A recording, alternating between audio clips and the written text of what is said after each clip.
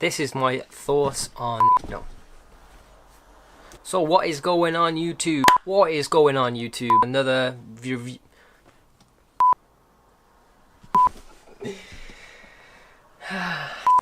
Slash take 8. What is up YouTube? I am back with another review slash thoughts on the DJI Phantom 3 4K edition.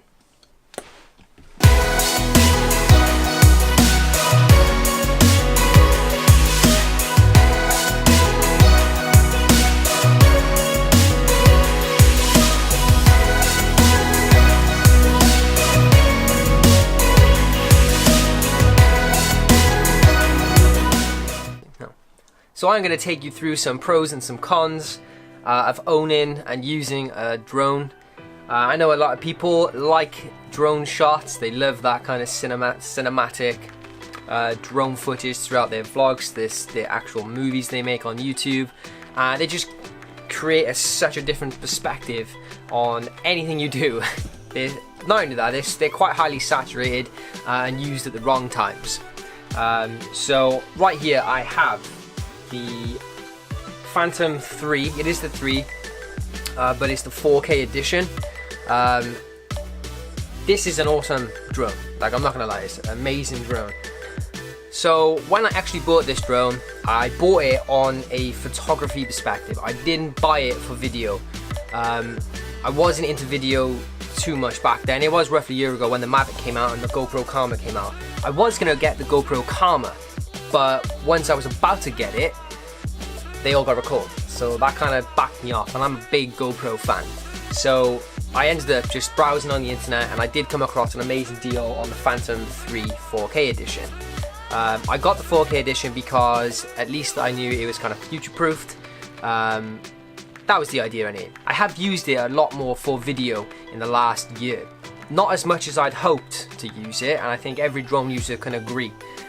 When you first buy a drone, your expectations are all over the place, and they're kind of like, I'm gonna be using it every single day, all the time. But in reality, that doesn't happen. I'll tell you why.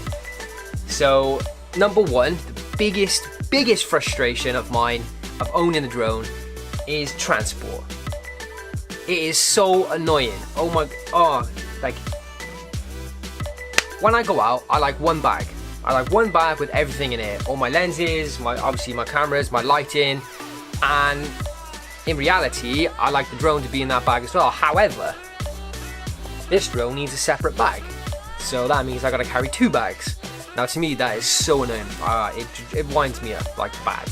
So obviously the Mavic is obviously a lot of people's choices nowadays, which I'd like to get the Mavic, but I kind of hold back on that situation because for me it's quite annoying to set up at once, and especially when you've got all your equipment lying around and you're out with people. I have to leave one camera bag unattended while I operate the drone, and obviously vice versa. But then in which case you still need to carry 2 bags at all times, and that again is really annoying. So these are a few of the things I like about the drone, and I'm going to name a few things that I don't like about the drone. Number 1,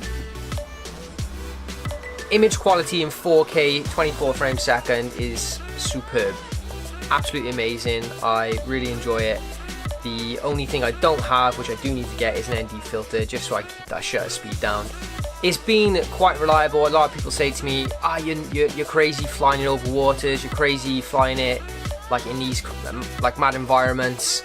Well, you spend a lot of money on the drone, it should do the job. Like, it should. Like, it's a drone that's supposed to capture me the shots that no other drone can. Like, it's really stable. Gimbal is superb. The craziest thing for me is when you fly around in windy conditions, like, it handles it like a boss. Like, I'm not even joking, it handles it so clean. The gimbal is stable, the drone is just, like, give or take, it will shift a little bit up and down and side to side, obviously, but that is so reliable in the wind. It comes back on time. Like, it's a very reliable drone, I will definitely say that. However, there is limits, obviously. It is a fantastic drone. It takes a little bit to set up, like I said, and you do need an extra bag for it, but it's pretty cool. So the things I don't like about it is there's a limit on color grading. Now, 1080 1080p sucks. I think it's so mushy, you know, it's not great. It's okay, but it's not amazing. When you're color grading, there is a certain point, if you're trying to stick a heavy color grade onto it, it just turns to mud. Now that kind of annoys me, so there is a small limit on how far you can color grade it. I'm not sure if that's just like the processor or whatever like it is, but I did hear like the Phantom 4 professionals and stuff really handle a high color and a heavy color grade, which is obviously a much better solution. However, the image quality is fantastic in 4K at 24 frames a second.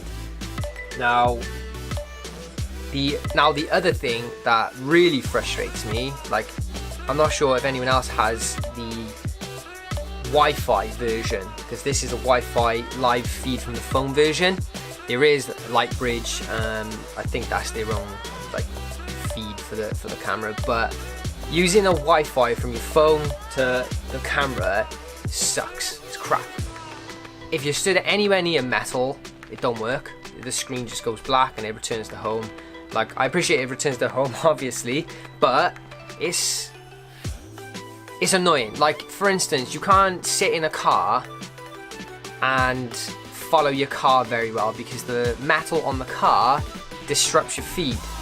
Or if you're flying next to like a building, the metal structure inside somehow messes with your live feed. It's like really nice. You do have to stand so clear and away from anything that's metal. Like, it's fairly annoying to me. Like, I'm not sure if anyone else has experienced that, but it's super annoying to me. But yeah, I mean, I've had it almost a year now.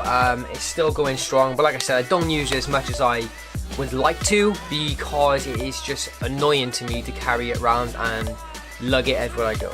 Because like I said, it is one whole separate bag for your drone, and that frustrates me. I think I would rather go for the Mavic, lose a little bit of image quality, and have that convenience. That seems like most a logic thing to me. That's really good. A quick summary on what I've just talked about. The drone itself, it is a fantastic drone. As long as you're recording 4K 24 frames, you will get a very good crisp image. It's reliable. Pictures as well, they're superb. They're not as obviously high quality as a raw file if you're shooting full frame, but they're definitely good. As long as you shoot it at low ISO, you'll get a nice crisp image as well. Having said that, I know there's a few cons there, but then there's cons of everything. I would definitely still recommend DJI as a go-to drone. They seem to have it darted, killing the market in the drones world. They seem to just get better and better and better. But yeah, I mean, that's just my thoughts on what I think of the drone so far and what I use it for. I hope you enjoyed it. Any questions, like I said before, any questions, just let me know, or get in touch with me. Like, I don't want to have a conversation with people, not even if it's not about drones. Just let's make this YouTube community something good, you know. That's what it's all about, where, you know, friendly environment, people get on, people ask questions, people talk, you meet. I've met more friends through YouTube than I have anywhere else ever. So yeah, get in touch. Peace out. See you in my next one.